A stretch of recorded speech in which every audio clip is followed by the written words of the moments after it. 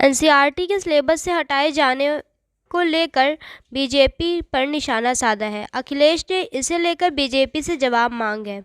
दरअसल देश भर के उन स्कूलों में जहां एनसीईआरटी की किताबें चलती हैं, वहां सिलेबस में बदलाव किए गए हैं। इसमें सीबीएसई और उत्तर प्रदेश बोर्ड भी शामिल है। National council of education research and training ने 12वीं कक्षा के सिलेबस से मुगलों से जुड़े अध्यायों के अलावा सूर्यकांत त्रिपाठी निराला का गीत, विष्णु खरे और सुमित्रा नंदन पंत की कविताएं भी हटा दी गई हैं। सिलेबस में किया गया बदलाव मौजूदा शैक्षणिक सत्र यानी 2023-24 से ही लागू होगा।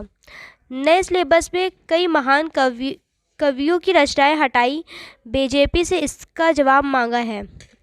उन्होंने ट्वीट किया है, राम की शक्ति पूजा जैसी कॉलेजीय रचना के लेखक सूर्यकांत त्रिपाठी निराला जी की एक रचना को एनसीईआरटी के पाठ्यक्रम से हटाया जाना अत्यंत आपत्तिजनक है।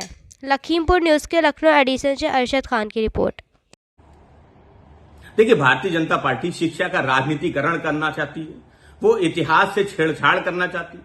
भाजपा हर इतिहास के उस पन्ने को मिटा देना चाहती, हटा देना चाहती है जो भारतीय जनता पार्टी को पसंद नहीं है। सूर्यकांत त्रिपाठी निराला जी की चाहे वो कविताएं हो, रचनाएं हो या मुगलों का इतिहास हो, भारतीय जनता पार्टी को इस बात को समझना चाहिए कि इतिहास अच्छा और बुरा हो सकता है, आपको पसंद नापसंद हो सकता है, लेकिन इतिहास को हटाया और मिटाया नहीं जा सकता।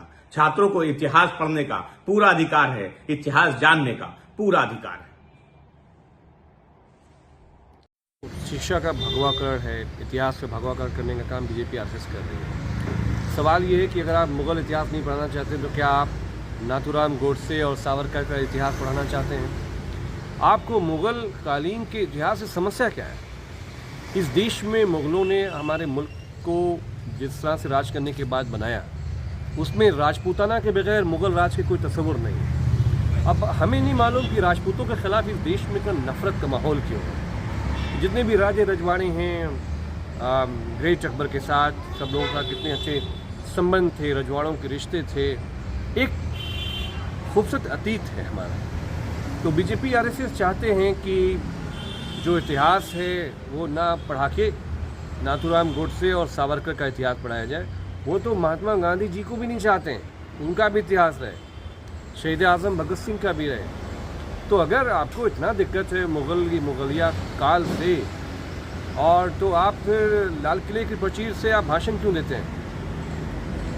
तो ये सब बातें इसलिए हो रही हैं कि 2024 में बीजेपी आरएसएस का जो जहाज़ है वो डूब रहा है। तो अभी मुद्दे बहुत तेज़ी से आएंगे, धर्मांतरण के मुद्दे आएंगे, बैकवर्ड के मुसलमानों के फेक इनकाउंटर्स के मुद्दे आएंगे। ये इसलिए है कि 24 में चुनाव जीतने की पूरी कोशिश की जाएगी।